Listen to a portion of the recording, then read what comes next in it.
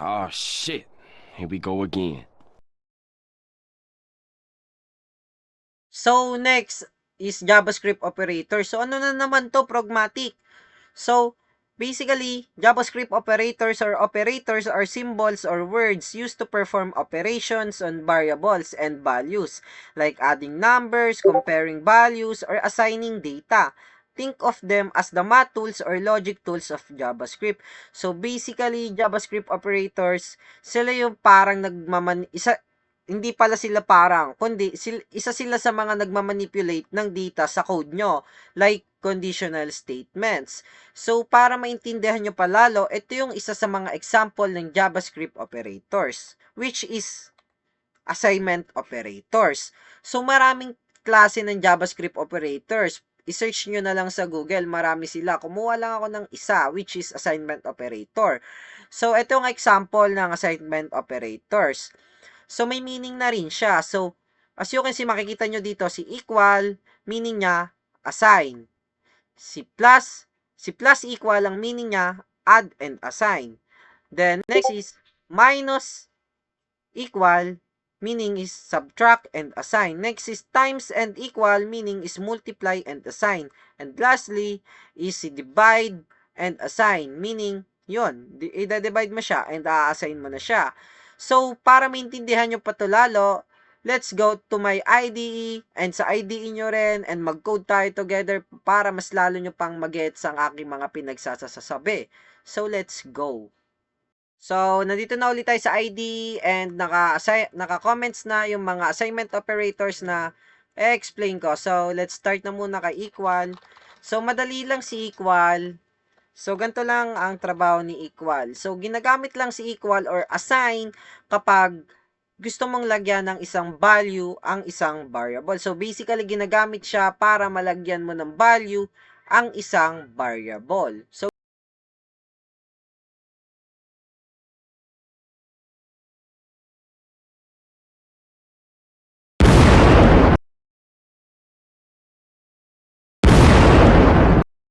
yun lang ang trabaho ni equal or assign. So, dito naman tayo kay plus equal. So, etong mga to is i-explain ko na lang siya in mathematical way kasi doon nyo siya mas mabilis maintindihan. Pwede na! So, let number is equal to 5.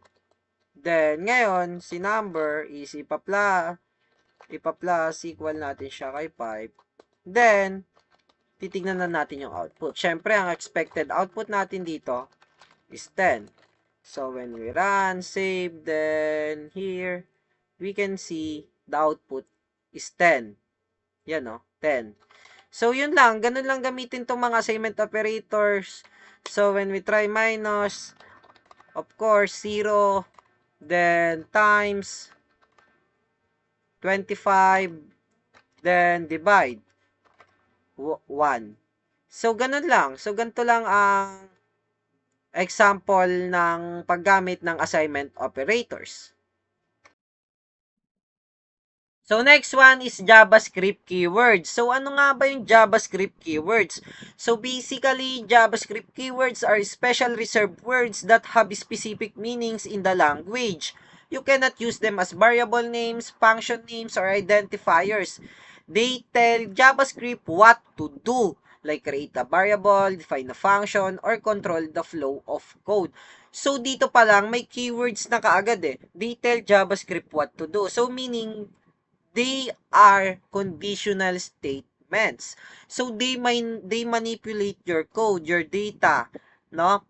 They manipulate your website system. So, ito ang example ng JavaScript keywords. So, makikita mo dito if-else statement, for loops, and while loops. So, para maintindihan nyo pa sila, itatry ko ang if-else para basics muna.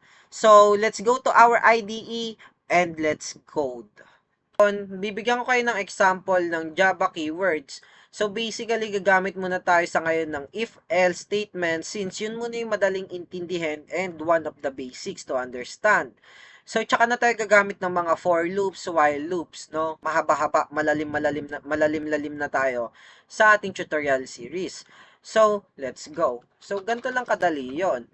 So, ngayon, magde-declare lang tayo ng string name, then lagay natin Kurt.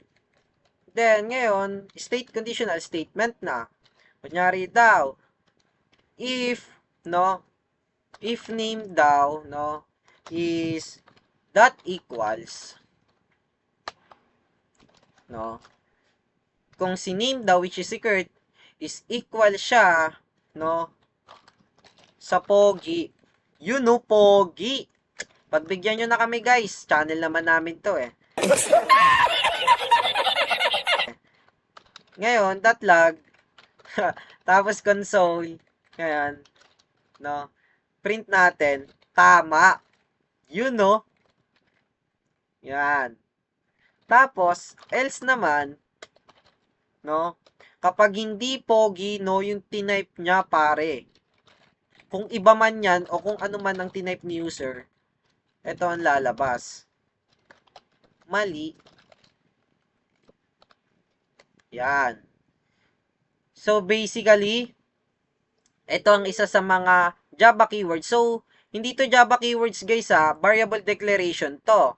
Ang Java keywords ay this, which is conditional statements. Kasi, remember, hindi mo pwedeng gawing variable names or function names or identifiers ang isang conditional statements because they tell JavaScript what to do. In short, they manipulate basically your code, no? So, ayan. So, basahin natin. So, kung si name daw, which is secret, no, is equal sa Pogi, no, which is yung standard natin, kung ang sinagot ni user dito, kunyari, is Pogi, ang ilalabas nating output is tama. Else, mali. So, ito yung isang example ng Java keywords. So, yun lang. So, lastly is we have a JavaScript expression. So, para sa mga nakaabot sa video na to, maraming salamat sa pakikinig sa aming mga tutorial videos. So, let's start. JavaScript expressions is any valid piece of code that produces a value. This value can be of any data type like a number, string, object, or even a function. Think of expression as the building blocks of JavaScript code. They're the parts that get evaluated and return something useful. So, para mas magets nyo, yung JavaScript expressions, siya yung valid outcome or valid output ng isang building blocks of code. So, kapag nag-code ka, tapos valid yung outcome, tama yung outcome, isa yung JavaScript expressions. So, hindi mo siya matatawag na JavaScript expressions kung hindi valid or hindi tama yung outcome ng isang code. So, meron tayo ditong example ng mga JavaScript expressions. Literal, string, arithmetic, logical, and variables expressions. So, itatry natin lahat yan sa ating mga IDE and let's go. Oh, shit. Here we go again.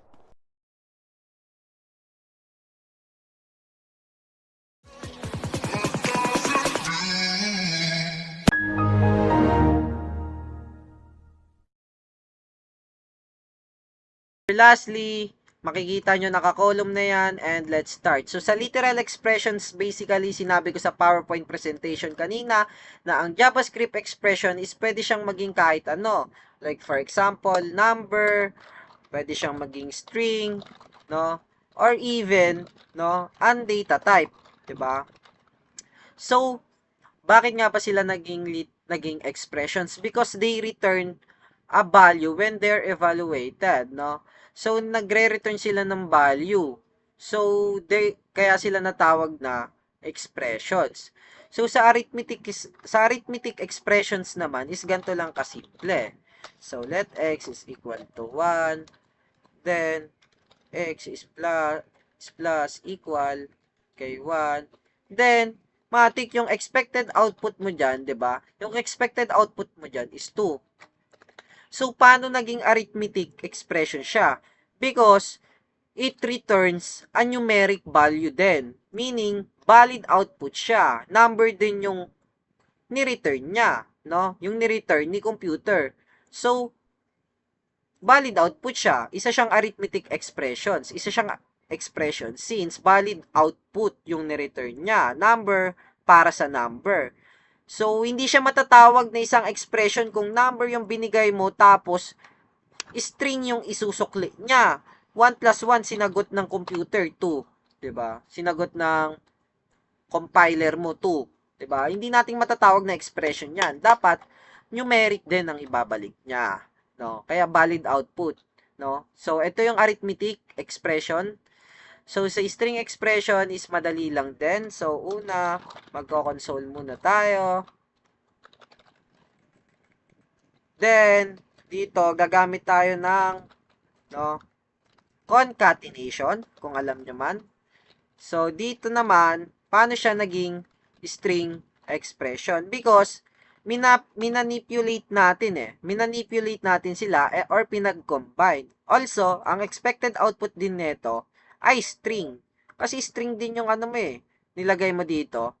So, ito ang isang example ng string expressions. Then, sa logical expressions naman is madali lang. Ganito lang. Is 5 greater than 3? Syempre, ang sagot dyan is true. Yan, expression, valid, true. 'Di ba? Is 5 ba greater than 3? True. Logical expressions, tama, valid, tama naman. Valid yung output, meaning expression siya. Another thing is true and false. Ano ang expected output mo dito? Syempre, false, 'di ba? Laging false 'yan kapag boolean, remember guys, ha? So, expected output mo dyan is false, meaning valid output. So, matatawag mo siyang logical expressions kasi tama yung output yung kakalabasan So, ito ang isang example ng logical expression. So, lastly, sa variable expression is ganito lang kadali. So, si let y is equal kay 5. So, ayan na yung variable expression. So, paano siya naging variable expression is basically, si y ay nagkaroon ng variable name, ay ng value na 5. So, basically, ito si variable, ito si expression, and yung outcome niya, or your expected value niya is 5. So, ito ang example ng variable expression. So, lagi nyo lang tatandaan guys na matatawag na JavaScript expressions ang isang blocks of code kapag valid yung outcome. Pero, kapag hindi naman valid yung outcome, hindi natin siya pwedeng tawagin na isang JavaScript expressions. So, that's all for today. Thank you sa pakikinig. Bye-bye!